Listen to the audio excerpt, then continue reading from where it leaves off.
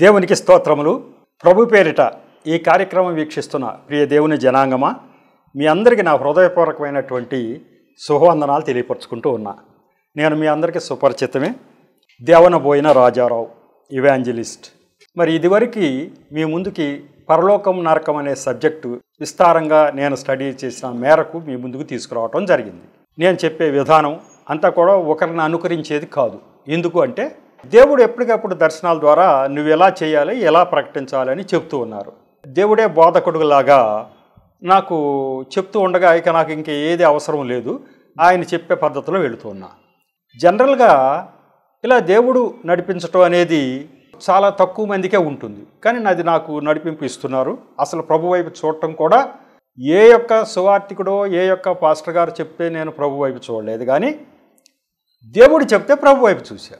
దేవుడు దర్శనాల ద్వారా ఇదిగో ఇది సరైన మార్గము, ఇది అది అని చెప్తూ ఉంటే దేవుడు చెప్తున్నాడు అనే విషయాన్ని నేను గ్రహించి అప్పుడు కొంచెం మనసు పెట్టి అసలు ఏంటి బైబిల్ గ్రంథంలో ఉన్నదని చూసిన తర్వాత నా హృదయం తెరవటం ఇదంతా జరిగింది. ఇప్పుడు దేవుడు ఏమని నాకు చెప్తున్నారంటే, నీవు అందరూ చెప్పినట్టుగా బైబిల్లో ఉన్న వాక్యాలే మళ్ళీ ఆ రెఫరెన్స్లే అవే చెప్పుకుంటూ వెళితే ప్రజలకి ఇంకా డిఫరెంట్ సబ్జెక్టు ఎలా అందుతుంది? నిన్ను నేను ఏర్పరచుకునేది ఎందుకంటే నీవు ఇతర రకాలైనటువంటి ఎన్నో పుస్తకాలు చదివి వాటి నుంచి సారాంశం తీసుకుని ఒకరికి చెప్పగలిగే స్థితి నీకు ఉంది కాబట్టి నిన్ను ఏర్పాటు చేసుకున్నా. కాబట్టి నీ ద్వారా ఇది వీలవుతుందని నేను అనుకున్నాను, కాబట్టి నువ్వు ఇలా చేయమని చెప్తూ ఉన్నారు. మరి నాకు తెలిసినంత వరకు నేను చెప్పేటువంటి ఈ యొక్క మెసేజ్లుకి ప్రజలు చాలా ఆకర్షితులు అవుతూ ఉన్నారు. అనేక మంది నోటి ద్వారా నేను విన్నా. మీ మెసేజ్ వస్తుంది అంటే మేము టీవీ దగ్గర నుంచి కదలమండి, మీ మెసేజ్లో ఆ నూతనత్వం మాకు కనపడుతుంది, మాకు తెలియని విషయాలు చాలా మీరు చెప్తూ ఉన్నారు, అందుచేత మాకు నచ్చుతుంది అని చెప్తూ ఉన్నారు. దీన్ని బట్టి నాకు అర్థమైంది ఏంటంటే దేవుడికి ఆ ప్రజల యొక్క నాడి తెలుసు, ప్రజలకి ఏది అవసరమో తెలుసు, దాన్ని ప్రజలకి దేవుడు ఇవ్వదలుచుకున్నాడు. ఆయన ప్రతి ఇంటికి వచ్చి ఎవరికైతే ఈ జ్ఞానం కావాలో వాళ్ళకి ఆయన ఇవ్వటానికి వీలవదు కదా. దేవుడు ఎప్పుడు ఎలా మాట్లాడతాడు? ఆయన ఏర్పరచుకున్నటువంటి ఆయన ప్రవక్తల ద్వారా, ఆయన బిడ్డల ద్వారా మాట్లాడతాడు. కాబట్టి ఆయన మాట్లాడటానికి నన్ను ఉపయోగించుకుంటున్నాడు, ఒక ప్రవక్తలాగా నన్ను ఏర్పరచుకుని ఆయన మాట్లాడదలుచుకున్నాడు. కాబట్టి ఆయన ఎలా మాట్లాడదలుచుకున్నాడో అది నాకు చెప్తూ ఉంటారు, ఇగో ఈ శైలిలో అని. కాబట్టి నిలబడేది నేనే, కానీ మాటలు వచ్చేది మట్టుకు దేవుడి యొక్క నడిపింపుతోటే వస్తూ ఉంది. ప్రజలకు కూడా అది అవసరమని ఆయనకి తెలుసు. మానవ మాత్రం మాకేం తెలుస్తుంది? ప్రజలకు ఏది సబ్జెక్ట్ అవసరమో, ప్రజలకి ఏ డౌట్ ఉందో అది మనకు ఎలా తెలుస్తుంది? దేవుడికి తెలిసిపోద్ది. హృదయాంతరాలలో ఎవరి ఆలోచన ఏది, ఎందుకు వారంతా కూడా తెలిసి ఆ నరకంలోకి వెళ్ళిపోతూ ఉన్నారు, ఎక్కడ వాళ్ళకి అవసరమైన జ్ఞానం అందటం లేదు అని ఆయనకి తెలుసు. కాబట్టి బైబిల్ గ్రంథంలో ఉన్నటువంటి మాటలు అనేక మంది సువార్థికులు, పాస్టర్లు చెప్తూ ఉండగా, ఎన్నోసార్లు వాడు వింటూ ఉండగా వారు నిజదేవుడి వైపు ఎందుకు రావటం లేదు? అంటే వారికి అవసరమైంది ఇంకేదో ఉంది. ఎప్పుడు వీళ్ళు చెప్పేదే కదా, గ్రంథంలో ఉందో చెప్తున్నారు అనుకుంటున్నారు. అలా కాదు, లైవ్ ఎగ్జాంపుల్స్ కావాలి. యేసు ప్రభు వారు కూడా ఈ లోకంలో ఉన్నప్పుడు ఆయన చెప్పదలుచుకున్నదేదో మాటల రూపంలో చెప్పేస్తే సరిపోవు కదా, అలా అనుకోలా. ప్రజలకి అర్థం అవ్వాలని ఎన్నో ఉపమానాలు తీసుకొచ్చి చెప్పారు. ఆ ఉపమానాలన్నీ జరిగినాయా? కాదు, దాని ద్వారా ఆయన చెప్పదలుచుకుని చెప్పేవాడు. అలాగే నా ద్వారా కూడా జరిగిన సంఘటనలను కొన్ని జోడిస్తూ చెప్పాలనేది ఆయన ఉద్దేశమైంది. నిజంగా కూడా పరలోకం నరకం సబ్జెక్టు 48 ఎపిసోడ్లు వెళ్తుందని నేను అనుకోలేదు. ఇంకా దాన్ని పొడిగించాలంటే ఇంకా బోల్డ్ అని నాకు ఈ మధ్య ఇంకా ఎన్నో సాక్ష్యాలు అవి వస్తూ ఉన్నాయి ఈ పరలోకం నరకం సబ్జెక్టు. కాబట్టి ఇంకా చెప్పడానికి బోల్డ్ అంత ఉంది. కాకపోతే ఇప్పటికైతే ఆ సబ్జెక్ట్ని ఆ 48 ఎపిసోడ్స్కి అక్కడతోటి ముగింపు ఇచ్చేసాను. దాని ద్వారా అనేక మంది ప్రభావితమయ్యారు. ఇప్పుడు దాంట్లో ఏం వెళ్ళింది సబ్జెక్ట్ అంటే, ఒక రకమైన జ్ఞానం వచ్చింది. ఈ యొక్క యేసు ప్రభు మార్గంలో లేని వారు కూడా గబుక్కుని మనం జ్ఞానం ఇస్తున్నామంటే మేము జ్ఞానం లేని వాళ్ళమా అంత క్రితం అని అనుకునే అవకాశం ఉంది. అందుకనే నేను ఏం చెప్తా ఉంటానంటే, అనేక విషయాలు చెప్తున్నా నేను అని చెప్తూ ఉంటా. అనేక విషయాలు, దానికి సంబంధించినటువంటి విషయాలు అనేకమైనటువంటి మీ ముందుకు తీసుకొస్తున్నాను జ్ఞానం రూపంలో అని చెప్తూ ఉన్నా. కానీ ఆ విషయాలు ఏం తీసుకురావడం జరిగింది? ఈ పరలోకము నరకము ఉందని చెప్పడం కాదు, చూచిన వాళ్ళు ఉన్నారు. అలాగే అక్కడికి వెళ్ళిన తర్వాత వాళ్ళ యొక్క అనుభవాలన్నీ పుస్తకాలు రాశారు. ఇదిగో ఆ పుస్తకాలలో ఇలా ఉంది ఇలా ఉంది ఇలా ఉంది అని చెప్పి మేము ముందుకు తీసుకురాడు. ఇప్పుడు నోటితో పలానా ఆయన వెళ్ళాడు, ఆయన చూశాడు, ఆయన ఇలా చెప్పాడని నేను అన్నా కూడా ఇది నిజమా అని మీరు అనుకోవచ్చు. అందుకని నేను ఎప్పటికప్పుడు ఆ బుక్కు, ఇదిగో ఈ బుక్కులో ఉన్నది ఇలా ఉంది అని చదివేవాడిని. ఈ బుక్లో ఆయన చూచిన ఆయన ఇలా రాశాడు. ఇది నా నోటితో చెప్తున్న మాటలు కాదు, ఇవి బుక్కులో ఆయన ఏం రాశాడు, చూచిన ఆయన రాసిందే కదా మనకు తెలిసేది. ఇట్లా డిఫరెంట్ మరి దగ్గర దగ్గర 14 మంది భక్తులు ఎవరెవరిని దేవుడు తీసుకెళ్ళాడో అవన్నీ చూసుకుని, ఆ భక్తులు చూస్తే ఒక దేశమని ఒక రాష్ట్రం అని ఏం లేదు, ఒక భాష ఒక జాతి అని అన్ని దేశాల నుంచి ఆయన నేర్చుకోవడం జరిగింది. అందులో అనేక మంది అన్ని జనులుగా ఉన్నవారు ఆయన వైపు తిరిగిన తర్వాత ఆయన్ని వాళ్ళని ఏర్పట్టుకోవడం జరిగింది. కాబట్టి వాళ్ళకి ప్రజలందరూ సమానమే. ప్రజల్లో ఎవరో యథార్థత కలిగి ఉంటారో ఎవరు యథార్థత కలిగి లేరో ఆయన చూస్తూ ఉంటాడు.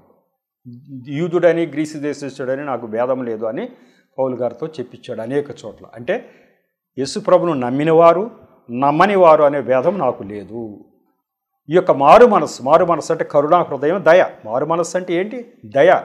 దయగలిగిన హృదయం. నాకున్నది అది, ప్రభు చెప్తున్నాడు, నాకున్నది అది మీకు ఉండాలి, నన్ను ధరించుకోవాలని చెప్తా ఉన్నాడు. కాబట్టి అటువంటి విషయాలు ఆ యొక్క సంఘటనల ద్వారా మీకు తెలియపరచడం ద్వారా అనేక మందికి ఇది నిజమే. ఒక మనిషి పరలోకము నరకము చూడకపోతే ఆయన ఎలా వర్ణించగలడు? అసలు ఇలా ఉంది ఇలా ఉంది ఇలా ఉంది ఇలా ఉందని వాళ్ళు ఎలా వర్ణిస్తారు? పోనీ అందరూ వర్ణించడం చూస్తే అన్నీ అలాగే ఉన్నాయి అంటే అర్థం ఏంటి? అక్కడ ఉన్నమాట వాస్తవం, అది ఎవరు వర్ణించినా అదే ఉంది అక్కడ. కాబట్టి అర్థమైంది ఏంటంటే అది వాస్తవము, వాళ్ళు చూచారు. ఇప్పుడు ఇది చెప్పిన తర్వాత ఒరిగింది ఏంటి? క్రైస్తవులకు పెద్దగా ఒరగక్కర్లేదు. ఎందుకు అంటే క్రైస్తవులు ఆల్రెడీ ప్రభువును నమ్మారు, వాళ్ళకి ఆ నరకం తప్పింది. కానీ వీళ్ళు అనేక మందికి చెప్పవలసి ఉంటుంది. దేవుడు రాజులైన యాజకులు అని అనిపించాడు వాళ్ళ భక్తులతో. మనల్ని అందరినీ ఏమన్నాడు? రాజులైన యాజకులు మీరే, నా యొక్క పత్రికలు మీరు నడుస్తూ ఉంటే మీరు మీ యొక్క ప్రవర్తన మీ శైలి అంతా నన్ను రిప్రజెంట్ చేసి ఉండాలి అనేది ఆయన ఎన్నో చోట్ల బోధించడం జరిగింది. కాబట్టి ఈ పరలోకం నరకం సబ్జెక్ట్ అయితే అనూహ్యమైన స్పందన వచ్చింది. మరి మీ అందరికీ మరొక్కసారి వందనాలు తెలియపరచుకుంటున్నా. మీరు బాగా రిసీవ్ చేసుకున్నారు, అనేక మందికి చొచ్చుకుపోయేటట్టు చేశారు, అనేక మందిని వినేటట్టుగా చేశారు, అనేక మందికి ఫార్వర్డ్ చేశారు. అందుచేత మీకు నిజంగా కూడా ప్రభు పేరిట మీకు ఆ కృతజ్ఞతలు కూడా తెలియపరుస్తూ ఉన్నా. అంత చక్కని స్పందన మీరు ఇచ్చినందుకు. అందుకే ఇప్పుడు నేను ఏర్పరచుకున్న సబ్జెక్టు సృష్టికర్త అనే సబ్జెక్టు. ఇది కూడా చాలా బలమైనటువంటి సబ్జెక్ట్. ఈ సబ్జెక్ట్ని పెద్దగా ఎవరో టచ్ చేయట్లా. అందుకనే దేవుడు చెప్తున్నాడు, ఏదైతే ఎవరో టచ్ చేయకుండా ఉన్నారో వాటినే నన్ను తీసుకెళ్ళమని ప్రేరణ వస్తూ ఉంది. ఈ సబ్జెక్టు సృష్టికర్త అనే దాని మీద వెళ్ళాలి. ఆ సృష్టికర్త ఎవరు అనే దాని మీద బైబిల్ గ్రంథంలో ఉన్నప్పటికీ మనం దాన్ని విశదీకరించి పెద్దగా ఎవరికి చెప్పం. ఎంతసేపు మనం చెప్పేది సిలువయాగమే ఎక్కువగా ఫోకస్ చేసి చెప్తాం, సృష్టికర్తను ఫోకస్ చేయం. కాబట్టి ఎవరికి వాళ్ళు ఏంటంటే సృష్టికర్త వేరే ఎవరైనా ఉండారేమోలే అని ఎవరికి వాళ్ళు సర్దుకుపోతూ ఉన్నారు. ఈయనే సృష్టికర్త అని తెలియాలి, ఈయన కింద మళ్ళీ ఎవరో లేరని కూడా వాళ్ళకి తెలియాలి. అప్పుడు తెలుస్తుంది వాళ్ళకి, ఇక ఏ దారి వెళ్ళినా లేదు అనేది తెలుస్తుంది. అసలు సృష్టికర్త ఈయనే, మనం ఎదుక్కున్నటువంటి అసలు కావలసిన ఆయన ఎవరో టాప్ దేవుడు సృష్టికర్త. సృష్టికర్త ఈయన అయితే ఇక మనం అటు ఇటు వెళ్ళాల్సిన పని ఏంటి అనేది వాళ్ళకి ఆలోచన వస్తూ ఉంటుంది. కాబట్టి ఈ సృష్టికర్త కూడా చాలా ఇంపార్టెంట్ సబ్జెక్టు. ఆ సృష్టికర్త సబ్జెక్టే ఈరోజు మొదలుపెట్టి మరి దేవుడు నడిపింపు ప్రకారం ఎన్ని ఎపిసోడ్లు వెళ్ళాలో చూద్దాం. మరి సీరియల్ నంబర్స్ నేను కంటిన్యూ చేస్తున్నా. 48 ఎపిసోడ్స్ పరలోకం నరకం మీదే నడిచినాయి. ఇప్పుడు మళ్ళీ 1, 2, 3 అని సృష్టికర్తతో చెప్తే ఇది నాకు మళ్ళీ కన్ఫ్యూజన్ రాకోకుండా రాబోయే రోజుల్లో నేనేం నిర్ణయం తీసుకున్నానంటే కంటిన్యూషన్. ఇప్పుడు 49వ ఎపిసోడ్ నుంచి సృష్టికర్త సబ్జెక్ట్ స్టార్ట్ అయింది. అట్లా ఒక 80వ ఎపిసోడ్ నుంచి ఇంకో సబ్జెక్ట్ స్టార్ట్ అవుతుంది. ఎపిసోడ్లు బట్టి కంటిన్యూ అవుతాయి. కాబట్టి 49వ ఎపిసోడ్ని ప్రారంభిస్తున్నాను. సృష్టికర్త సబ్జెక్టుతో ప్రారంభం అవుతూ ఉంది. ఇదే పద్ధతి నేను వేరే చోట టీవీ మచిలీపట్నంలో నా దర్శనాల సబ్జెక్టు చెప్తున్నా. ఇప్పుడు అది కూడా ఇప్పుడు 105 ఎపిసోడ్లు వెళ్ళింది. ఒకే దర్శనాల మీద లేదు, అది రకరకాల సబ్జెక్ట్స్ మీద వస్తుంది. అది కంటిన్యూ నడుస్తూ ఉంది ఆ దర్శనాల సబ్జెక్ట్. అట్లాగే ఇక్కడ కూడా వచ్చే సబ్జెక్ట్స్ అన్నీ కూడా ఇప్పుడు పరలోకం నరకం అయిపోయింది, అలాగే సృష్టికర్త తర్వాత ఇంకొక ఇంపార్టెంట్ సబ్జెక్టు నేను తీసుకుంటా. అది ఈ ప్రపంచంలో ఉన్నటువంటి ప్రతి వాళ్ళకి కూడా వచ్చే క్రియాఫలాలు ఎవరిస్తున్నారు? క్రియకి తగిన ఫలం, మంచి చేస్తే దానికి తగిన ఫలం, చెడు చేస్తే దానికి ఫలం ఎవరిస్తున్నారు? ప్రపంచంలో ఉన్న అందరు, క్రైస్తవులకే కాదు, అందరికి ఇచ్చేవారు ఎవరు అనే దాని మీద వెళ్తుంది. అది అంతా ఇచ్చేది ఈ దేవుడే అనేది ఎవ్వరికీ తెలియదు. అందరికీ, ఎవరికి? క్రైస్తవులు కాని వారికి కూడా క్రియాఫలాలు ఈ దేవుడు ఇస్తున్నాడని చాలామందికి తెలియదు. వాళ్ళు కూడా ఏమనుకుంటారంటే ఎవరి క్రియాఫలాలు ఎవరి దేవుళ్ళు వాళ్ళకి ఇస్తున్నారు అనుకుంటున్నారు. అది తప్పు. కాబట్టి అసలు క్రియాఫలాలు ఇచ్చాయని ఎవరు అనేది ఇంపార్టెంట్. అంటే సృష్టికర్త మనం బ్రతికి బట్టకట్టడానికి, మనం జీవించడానికి కారణమైన ఆయన ఎవరో తెలుసుకోవటం అది ఇంపార్టెంట్. కాబట్టి మనకి ఈ సబ్జెక్ట్స్ అయితే చాలా ఇంపార్టెంట్ సబ్జెక్ట్స్. కాబట్టి ఈ సృష్టికర్త అనే సబ్జెక్టు మనకు తెలిసి ఉంటే కనీసం కృతజ్ఞత కొరకైనా మనం ఆయన వైపు చూడాలిగా. ఏంటి కృతజ్ఞత అంటే, మనం బ్రతికి బట్ట కడుతున్నాము, ఏ రోజుకి ఆ రోజు ఆహారం దొరుకుతుంది, 24 గంటలు పీల్చడానికి గాలి ఉంది. ఈ సృష్టిని చేసిన ఆయన ఎవరో పెట్టాడు గాలి, మనకు అవసరమైంది నీరు పెట్టాడు, గాలి పెట్టాడు, సూర్యుడు చంద్రుడు అన్నీ పెట్టాడు. మనకి పెట్టిన ఆయన ఎవరో తెలిస్తే ఎంత ఆనందం. ఇప్పుడు వరకు మరి తెలుసుకోలేదని మన సరిగా తెలియలే, ఎవరో చెప్పలా. ఎవరో ఒక ఆయన పెట్టుంటాడు, పెద్ద ఆయన ఖచ్చితంగా పెట్టిన ఆయన ఒక ఆయన ఉన్నాడు, అందరికీ తెలుసు. ఒక ఆయన ఉన్నాడు కానీ ఆయన ఎవరికీ తెలియలా అని అనుకుంటా ఉన్నారు. ఏదో క్రైస్తవులు మాకు తెలుసు అంటున్నారు కానీ అది ఎంతవరకు నిజం అని కొట్టిపారేయటం జరిగేది. ఇప్పుడు అసలు సృష్టికర్త ఈ బైబిల్ గ్రంథంలో ఉన్న దేవుడే అని తెలిస్తే, నాకైతే ఆ విషయం తెలిసిన తర్వాత ఎంత ఆనందం అంటే అంత ఆనందం కలిగింది. నేను అసలు ప్రకృతిని చూసి మురిసిపోయేవాడిని, పరవశించిపోయేవాడిని. నేను అనేక తీర్థయాత్రలు తిరుగుతున్న రోజుల్లో నేను వీడియో కెమెరా ఒకటి కొనుక్కుని మొత్తం అంతా, ముందు దేవుడి సంగతి పక్కన పెట్టు, ఈ ఢిల్లీ నుంచి రామేశ్వరం వరకు తిరిగేశానని చెప్పాను కదా, ఈ యొక్క ప్రదేశాల్లో యాత్రలకు వెళ్ళినప్పుడు ఆ కొండలు గుట్టలు, ఈ జనరల్గా ఈ యొక్క దేవతలు దేవుళ్ళ యొక్క గుళ్ళన్నీ ఎక్కడ ఉన్నాయంటే కొండల మీద, ఆ యొక్క అరణ్యాల మధ్యలో అక్కడక్కడ ఉన్నాయి. ఈ వెళుతూ ఉండగా ఆ చుట్టూ ఉన్న ప్రకృతి, ఆ సౌందర్యము, లోయలు, గుట్టలు, ఎత్తు పొలాలు, అలాగే దాంట్లో పెరుగుతున్నటువంటి వృక్ష సంపద, పశు పక్షాదులు, ఇవన్నీ చూస్తుంటే ఎంతో ఆనందంగా ఉండేది ఆ వాతావరణం. ఇవంతా వీడియో తీసుకునేవాడిని. ఎందుకు? ముందు నాకు నచ్చింది, నేను అనేక మందికి చూపించాలి. ఇదిగో పలానా యాత్రకు వెళ్ళా, పలానా రాష్ట్రంలో పలానా దేవాలయం, పలానా గుడి, అక్కడ ఇదిగో అక్కడికి వెళ్ళినప్పుడు ఎలా ఉంది, ఇలా ఉంది, ఇలా ఉందని చెప్పాలి. ఈ ప్రకృతితో పాటు ఆ దేవాలయంలో కూడా కొంత పిక్చరైజ్ చేసుకునేవాడిని. ఇవన్నీ కూడా మన ఊర్లో, మన చుట్టుపక్కల, మన గ్రామాల్లో, పాపం వాళ్ళు అంత దూరం వెళ్ళరు కదా, వెళ్ళలేరు కదా, వేరే రాష్ట్రాలకు ఎవరు వెళ్ళగలుగుతారు? వాళ్ళందరికీ మనం ఈ వీడియో వేసి ప్లే చేసి చూపిద్దాం. వాళ్ళు వెళ్ళలేని వారు కాబట్టి మనం వెళ్ళాం కాబట్టి చూపించాలి. అటువంటి సదుద్దేశంతో నేను మొత్తం వీడియోస్ తీసుకోవడం జరిగింది. కాబట్టి ఈ ప్రకృతిని చూసి ఆనందిస్తున్నామంటే అర్థం ఏంటంటే, ఈ ప్రకృతి చేసిన ఆయన్ని మనం కృతజ్ఞత తెలుపుకుంటున్నట్టే. ఆనందిస్తున్నామంటే ఆయన చూసిన ఆయన కూడా ఆనందిస్తాడు. ఇదిగో నేను చేసిన ప్రకృతిని చూసి ఈయన ఆనందిస్తున్నాడని. మరి ఎవరైనా ఆనందించరా అంటే కొంతమంది ఆనందించరు. ఏ చూసినా వాళ్ళకి అసలు పెద్దగా ఆనందం కలగదు. కొంతమందికి ఆ హృదయం స్పందించదు. ఇంత అందమైన సృష్టి, ఇంత అందమైన ఆకులు, ఇంత అందమైన పువ్వులు, చెట్లు, పక్షులు, రకాలు, ఇవన్నీ ఎన్ని పువ్వులు, ఎన్ని సొగసులు, ఎన్ని రంగులు ఈ ప్రపంచంలో ఉన్నాయో ఇవన్నీ సృష్టికర్త ఇచ్చినవి. అవి చూడగానే ఆహ్లాదం కలుగుతూ ఉంది. అటువంటివన్నీ ఇచ్చిన ఆయన ఎవరు తెలుసుకోవాలని కోరిక కూడా బాగా ఉండేది. ఎప్పుడైతే సృష్టికర్త ఈయన అని తెలిసిన తర్వాత ఇక నా ఆనందానికి అవధులు లేవు.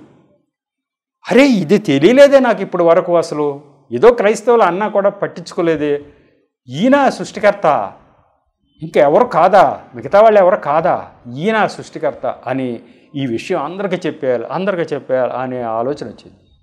ఆర్కిమెడిస్ అనేటువంటి ఒక శాస్త్రజ్ఞుడు ఎలాగ ఆయన పరిశోధన చేసి ఒక విషయం కనుక్కున్న తర్వాత ఆయనకి ఎంత ఉత్సాహం పట్టలేకపోతూ ఉన్నాడంటే, అసలు ఆయన సరైన బట్టలు కూడా ధరించుకోకుండా వీధుల్లోకి వెళ్ళిపోయి నేను ఇది కనుక్కున్నా అని గంతులు వేసుకుంటూ చెప్తా ఉన్నాడు. ఏంటి ఆయన కనుక్కుంటే అంటే, ఆయన ఆనందం ఏంటంటే సృష్టికర్త చేసినటువంటి ఈ మర్మం నాకు తెలిసింది.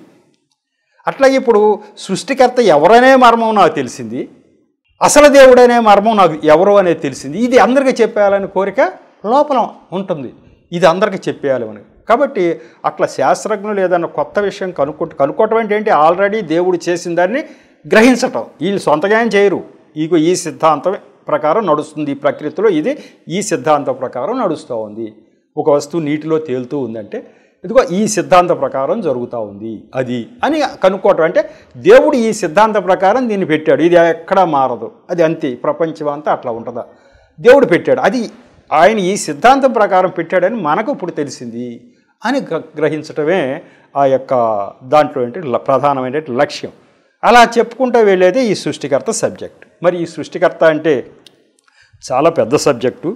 ఆయనే సృష్టికర్త అంటాకి అనేకమైన రుజువులు ఉన్నాయి. అయితే ఈ విషయాలు ఇప్పుడు మనకు తెలిసినాయి, కానీ పూర్వకాలంలో అసలు సృష్టికర్త ఎవరు అనేది తెలియక తలలు బాదుకున్న మహాపండితులు కూడా ఉన్నారు.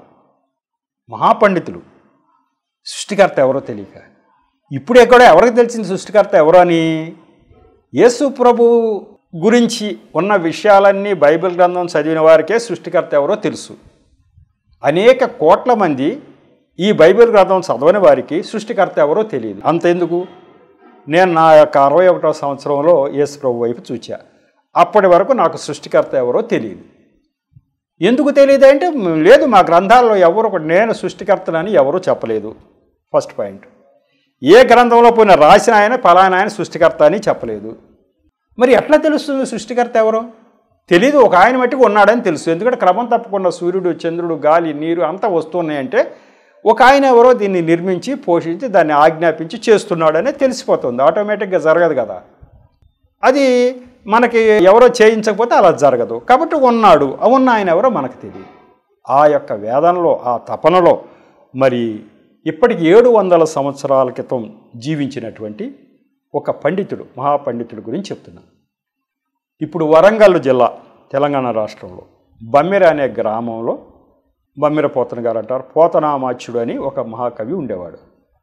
ఆయన సంస్కృతంలో ఉన్నటువంటి ఈ యొక్క బైబిల్ గ్రంథంలో దేవుడుగా ఇతర దేవుళ్ళ యొక్క చరిత్రల్ని ఆయన తెలుగులోకి అనువదించాడు. అనువదిస్తుండగా ఆయనకి అసలు సృష్టికర్త ఎవరో దొరకట్లా. దేవుడు కథలు అంటున్నారు, అయ్యో మనుషుల కథల్లాగానే కథలు ఉంటున్నాయి. అసలు సృష్టిని నిర్మించింది నేనని కానీ, నేను దేవుణ్ణని కానీ అని వాళ్ళు ఎవరూ చెప్పట్లా. ఉన్నది ఉన్నట్టు ఆయన ట్రాన్స్లేట్ చేశాడు, తర్జుమా చేశాడు. కానీ దేవుడు మట్టికి ఇందులో లేడు. అంటే సృష్టికర్త మట్టికి ఇందులో లేడు. ఏదో మంచి వాళ్ళ మంచి వ్యక్తులు ఉన్నారనుకో, ఈ వ్యక్తి ఎంత మంచివాడు, ఎట్లా చేశాడు, అట్లా చేశాడు, అట్లాంటి కథలు అవన్నీ కొన్ని కల్పనలు చేసి ఏదో ఆ మహిమ ఉందని ఈ మహిమ కొన్ని, అంతే తప్ప ఆయన దేవుడు అనే విషయం ఎవ్వరూ కూడా రాయలా. అందుకే ఆయన ఒక పద్యం రాసుకున్నాడు, చక్కని పద్యం. అంటే భారతదేశంలో ప్రజలు దేవుడి గురించి ఎంత ఆరాటపడి ఎంతగా ఆలోచిస్తున్నారో తెలుస్తూ ఉంది. నిజంగా కూడా భక్తి కూడా చాలా ఎక్కువ భారతదేశంలో.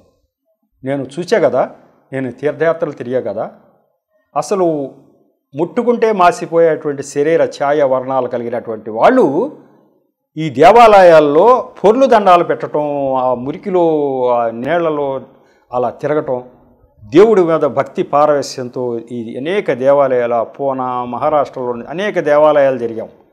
అక్కడ ఆ దేవాలయాల దగ్గర ఆ ఉన్న సంఘటనలు చూస్తే దేవుడు అంటే ఎంత భక్తి పారవస్యం. కానీ ఆ దేవుడు ఏదో మహిమ చూచాము అదేం లేదు. అసలు ఆయన దేవుడో కాడో అసలు ఎవరికి తెలియదు. కానీ వీళ్ళు భావంలో వాళ్ళు దేవుళ్ళు అని అలా తిరుగుతూ ఉన్నారు. అందులో నేను కూడా నేను అట్లా తిరిగిన వాడినే.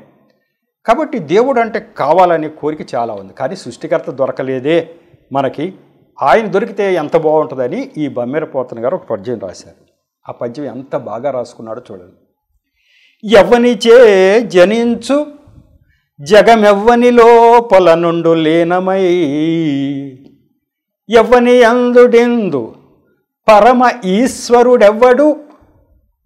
ఈశ్వరుడు, ఈస్ అంటే జగత్తు, వరుడు అంటే పతి. పరమ సృష్టికర్త ఎవ్వరు అని దాని అర్థం. పరమ ఈశ్వరుడెవ్వడు, మూల కారణం ఎవ్వడు, అనాది మధ్య లయుడెవ్వడు, సర్వము తానే అయిన వాడెవ్వడు. సర్వము తానే అయిన వాడెవ్వడు, వానిన్ ఆత్మభవు ఈశ్వరునే సృష్టికర్తనే శరణంబు వేడదన్ అని రాసుకున్నాడు. ఈ యొక్క ఈస్కి వరుడు, ఈ యొక్క సృష్టికి కర్త ఎవరో ఆయన్నే నేను శరణం వేడతానన్న. ఎందుకు? ఈ తక్కిన కథలన్నిటిలో కూడా డౌటు, అసలు సృష్టికర్త ఇందులో లేడు. కాబట్టి అసలు సృష్టికర్తని వదిలి ఎంతమందికి దండాలు పెడితే మటుకు సుఖమేముంది? ఆ సృష్టికర్తకి వీళ్ళు సంబంధించిన వాళ్ళు కారో అసలు తెలియదు.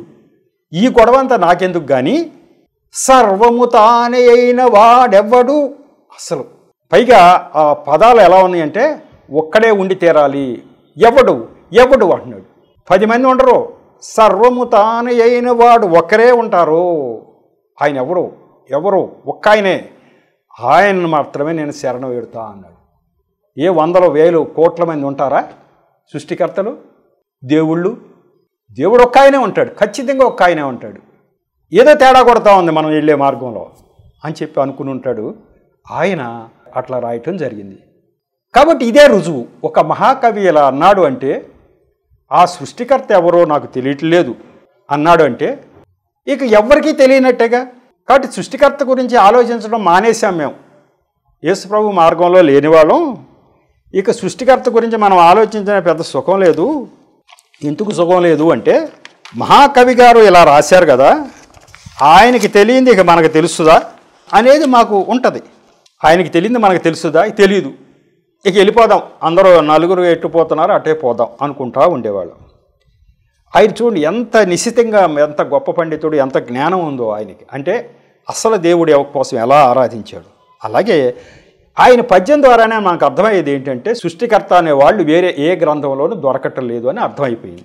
బైబిల్ గ్రంథం పక్కన పెడతాం, బైబిల్ గ్రంథం ఆయన చదవలే. కాబట్టి సృష్టికర్త అన్న ఆయన ఇంకెక్కడా దొరకటం లేదు అనేది రుజువు అయిపోయింది. నేను చెప్పేది కాదు, ఇంకోటి చెప్పేది కాదు. సృష్టికర్త అన్న ఆయన ఎవరికి దొరకటం లేదు, తెలియటం లేదు అని చెప్పి.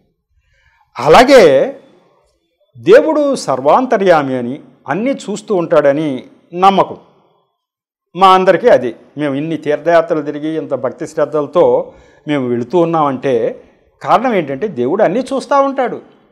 చూసి మరి ఎవరికి రావాల్సినటువంటి ఫలితం వాళ్ళకి ఇస్తూ ఉంటాడు అని చెప్పి మేము అనుకుంటా ఉన్నాం. కానీ నిజంగా ఆయన చూచాడన్నటువంటి ఆధారాలు ఏమైనా ఉన్నాయా? ఆయన చూచి కానీ ఇదిగో ఇది నువ్వు తప్పు చేస్తున్నావు, ఇది రైట్ చేస్తున్నావు అని చెప్పిన ఆధారాలు ఎక్కడన్నా ఉన్నాయా? లేవు. మనం ఏదో చేస్తున్నాం, ఇది తప్పో రైటో ఇది చూస్తున్నాడు అనుకుంటున్నాం కదా. దేవుడు చూస్తే మరి చెప్పాలిగా. ఏ దేవుడైనా సరే ఇదిగో నువ్వు ఇది చేసేది తప్పు అని నేను చదివిన ఆ గ్రంథాలు ఎక్కడ కూడా చెప్పడం, మాట్లాడటం, స్వరం వినిపించడం కానీ, దర్శనం చూపించడం కానీ, అసలు వాళ్ళు ఉన్నారని కూడా ఆ పుస్తకంలో రాయటమే తప్ప వాళ్ళు ఉన్నారు అంటాక ఒక్క ఆధారం కూడా నాకు లేవు, దొరకల. బైబిల్ గ్రంథం అయితే దాని నిండా ఆధారాలే. నిత్యం మాట్లాడేశాడు దేవుడు, దర్శనాల ద్వారా, వాళ్ళ ద్వారా, వీళ్ళ ద్వారా, వీళ్ళ ద్వారా, నిత్యం అసలు ఆయనే, నేనే, మళ్ళీ ఇంకొకళ్ళ ద్వారా కూడా కాదు, నేనే అని చెప్పి మాట్లాడేశాడు బైబిల్ గ్రంథంలో. మాకు బైబిల్ గ్రంథం తెలియదు కదా. కాబట్టి అసలు ఆయన మహిమ మాకు తెలియదు, ఆయన ఉన్నాడనే తెలియదు, ఆయన ఎప్పుడు ఎవరితో మాట్లాడలేదు. కానీ పూజలు అయితే చేస్తున్నాం. ఎందుకు? దేవుడు అంటే ఇష్టం. ఈ బమ్మెరపోతన్ గారే ఇంకో పద్యం రాసుకున్నారు, ఎంత చక్కగా రాశారు. కలడందురు దీనులయడా కలడందురు పరమయోగి గుణముల పాలం కలడందు రన్ని దిశలను కలడు కలండనిడి వాడు కలడో లేడో. ఎంత ధైర్యంగా రాశాడు ఆ మాట, ఎంత ధైర్యంగా రాశాడు. ఇందాక పద్యం కూడా ధైర్యంగానే రాసింది. ఏంటయ్యా సృష్టికర్త ఎవరో తెలియదంటావేంటి అని ఎవరైనా అనొచ్చుగా. అంటాకు కూడా అవకాశం లేదందుకే వాళ్ళకే తెలియదు కాబట్టి. ఎవరైనా ప్రశ్నించాలంటే పలానా ఆయన సృష్టికర్త కదా, నువ్వేంటి తెలియలేదని రాస్తావేంటి, ఎవరో అసలు తెలియదు అంటావేంటి అని అనే అవకాశం లేదు. ఎందుకంటే ఆ సృష్టికర్త ఎవరికీ తెలియట్లేదు కాబట్టి దాని మీద పోయింది. ఈ విషయం కూడా ఏమంటున్నాడు, కలడు కలండనేది వాడు కలడో లేడో అన్నాడు. అంతే. ఉన్నాడో లేడో అబ్బాయి అన్నాడు. అమ్మో ఎంత అపవిత్రమైన మాట అంటారు కదా. దేవుడు ఉన్నాడో లేడో అంటున్నాడు. అంతే. ఉన్నాడు ఉన్నాడు అంటున్నారే, ఆయన ఉన్నాడో లేడో అన్నాడు. ఎందుకు అన్నాడు ఆ మాట? ఉన్నట్టు ఎక్కడ ఏం తెలియట్లేదే. నేను తప్పు చేసినా మాట్లాడతలా, రైట్ చేసినా మాట్లాడతలా. ఉన్నాడంట ఏంటి రుజువు? అసలు ఏమన్నా ఎక్కడన్నా పోనీ ఏదైనా మహిమ నేను ఉన్నాను ఇదిగో చూడు అది చూడు ఏం చేసినా ఏం లేవు. కవులు రాసినటువంటి ఆ గ్రంథాల్లో వాళ్ళ కల్పితాల ప్రకారం రకరకాలుగా రాసుకుంటూ వచ్చారు. వాళ్ళ మైండ్లోకి ఏది తడితే అది రాశారు. అంతే. ఆ తట్టినవన్నీ రాసినప్పుడు ఇక వాళ్ళు రాసింది ఏంటంటే కలడందురు దీనుల అని రాశారు. ఎక్కడైతే దీనులు ఉంటారో వాళ్ళ ఎల్ల ఖచ్చితంగా దేవుడు ఉన్నాడని రాయబడి ఉంది. కలడందురు పరమయోగి గుణముల పాల కలడందురు అన్ని దిశలను, అన్ని దిశల్లో ఏ దిశలో చూసినా దేవుడు ఉన్నాడు సర్వాంతర్యామి అంటూ ఉంటారు. కానీ ఈయన డౌట్ ఏంటంటే అన్నారు అన్ని చోట్ల ఉన్నాడు ఉన్నాడు ఉన్నాడు అంటున్నారు, అదే నమ్ముతున్నారు. కానీ ఆ కలడు కలండు అనేవాడు కలడో లేడు, నాకైతే డౌట్ అన్నాడు. అంతే ధైర్యంగా చెప్పడం కదా అది. ఎందుకంటే ఏది నాకు కనపడలే, ఇంకోటి కనపడలే నాకు.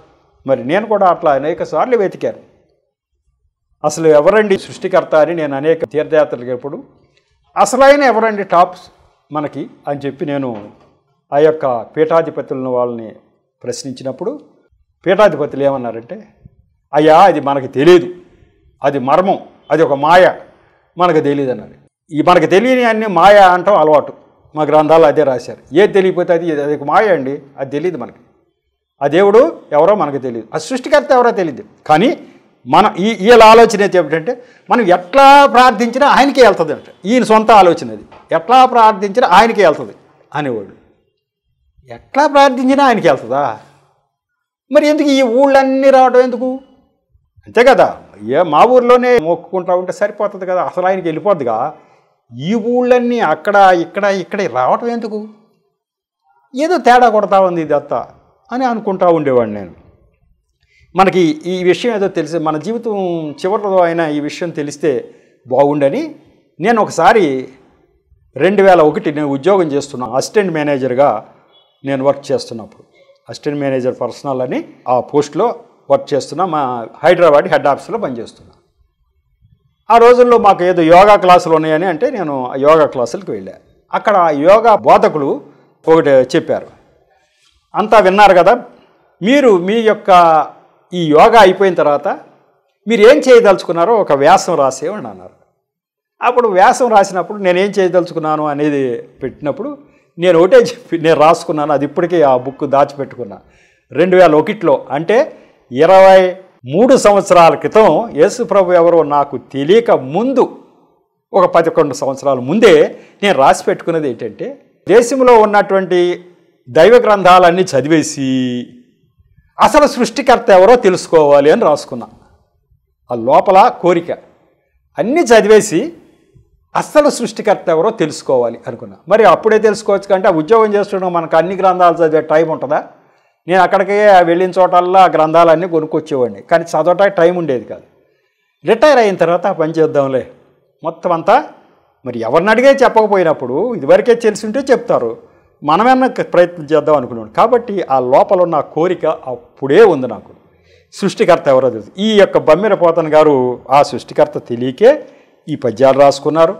అలాగే ఆయన ఆరాధించే దేవుళ్ళు ఏ మహిమ లేదు అని ఆయన చూడబట్టే ఈ కలడు కలండి అనేవాడు కలడో లేడు అసలు అన్నాడు. అంతే, అసలు ఎక్కడ నేను చూడలే, నా పక్కోడు కూడా చూడలే.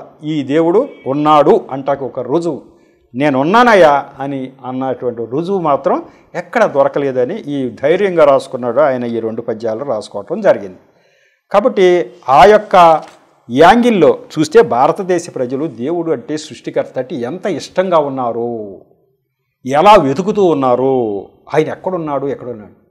నేను నిజంగా బమ్మెర పోతన్ గారు వెతికే నాటికి బైబిల్ గ్రంథం లేదా? ఉంది, కానీ ఆయనకి దాకా వెళ్ళాల.